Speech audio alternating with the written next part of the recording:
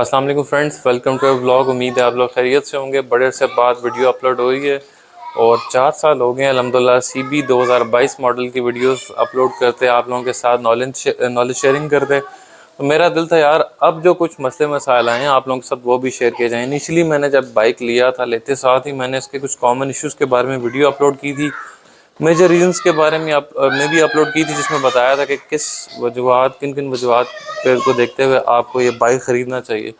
लेकिन कुछ ऐसे मसले होते हैं जो कि टाइम के साथ साथ आते हैं यार, बाइक लेने के बाद आपको पेश आते हैं।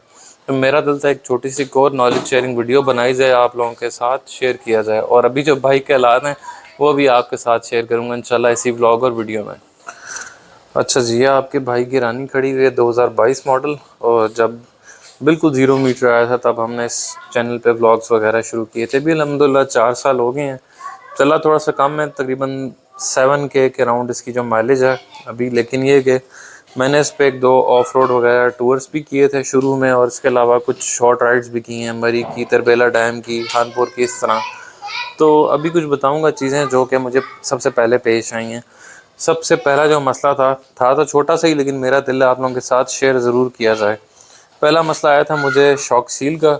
इसकी जो लेफ़्ट साइड वाली शॉक सील थी ये लीक हो गई थी। अब शॉक सील लीक होने की रीज़न्स क्या होती हैं? अक्सर लोग बहुत ज़्यादा ऑफ रोड करते हैं, खड्डे में बाइक लग जाता है या स्पीड बहुत ज़्यादा होती है, और खड्डे में जाके जब आप ब्रेक मारते हैं ना तो शॉक्स पे पूरा प्रेस हो जाती हैं। जब पूरा प्रेस होती हैं तब फिर ये शॉक सील लीक हो जाती है। उस केस में मेरे साथ भी कुछ कह लें ऐसा ही हुआ था, और इनिशियली मैं भी यही समझ रहा था, लेकिन जो मेरे मैकेनिक है वो बड़ा एक्सपीरियंस बंदा है, ये मसला उसने पकड़ के मुझे बताया था। जब मैंने नई शॉक सील डलवाई, उसने एडजस्टमेंट की और उसने फिर मुझे बताया कि यहाँ पे थोड़ा सा प्ले आया हुआ है। जब इसके रॉड जब अंदर प्रेस होता है तो ये आगे पीछे भी हल्का हल्का मूव हो रहा था, और ये थोड़ा सा जिसे कहते हैं मैन्युफैक्चरिंग फॉल्ट था। क्योंकि अल्हम्दुलिल्लाह बाइक आज तक मेरा कभी एक्सीडेंट वगैरह में नहीं लगा, लेकिन ये कि थोड़ा सा जो है मैन्युफैक्चरिंग फॉल्ट था, हार्डली कुछ मिलीमीटर्स का, जिसकी वजह से वो प्ले आया हुआ था।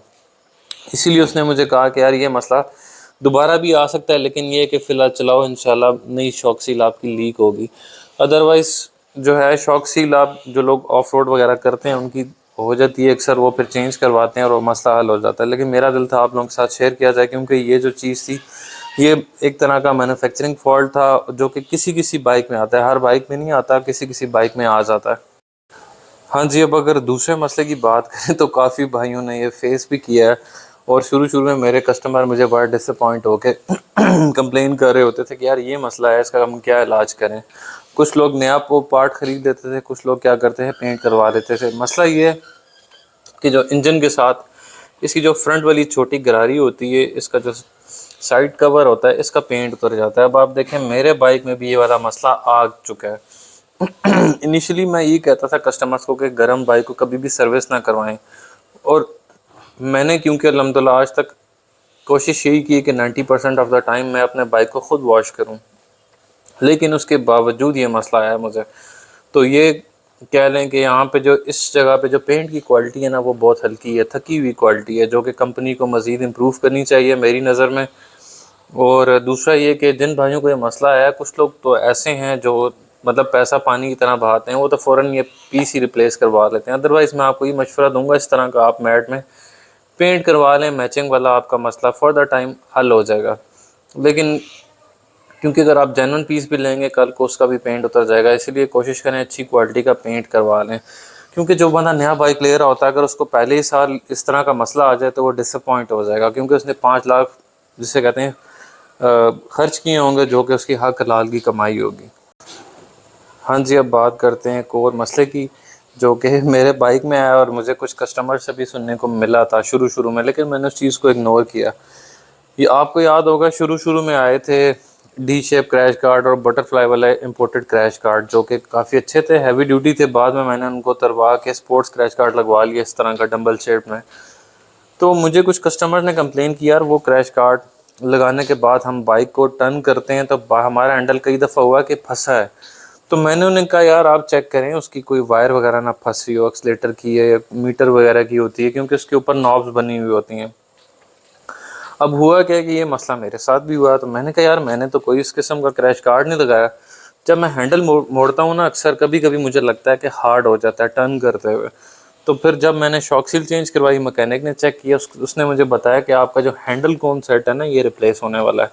और ये मसला शुरू में ही आ गया था, लेकिन समहाउ मैंने इग्नोर किया, ऐसे ही बाइक को चलाया, क्योंकि बहुत रेयर होता था, कभी कभार मोड़ते हुए हैंडल थोड़ा सा जैसे कहते हैं हार्ड फील होता था, लेकिन खैर हम मैनेज कर लेते थे। लेकिन मुझे कुछ और कस्टमर्स ने भी बताया था और ये मसला आया है किसी किसी बाइक में, हैंडल कौन सेट वाला। अब ये मैंने मंगवा तो लिए अपनी शॉप पे, क्योंकि अल्हम्दुलिल्लाह मेरा पार्ट्स का सेटअप है, लेकिन मसला ये था कि मुझे जेनवन या एटलस होंडा के नहीं मिले या जापानीज़ नहीं मिले, मुझे चाइना के मिले हैंडल कौन सेट, जो कि इंशाल्लाह आने वाले दिनों में मैं चेंज भी करूंगा। उसके बाद बिफ़ोर और आफ्टर की वीडियो भी आप लोगों के साथ शेयर करूंगा।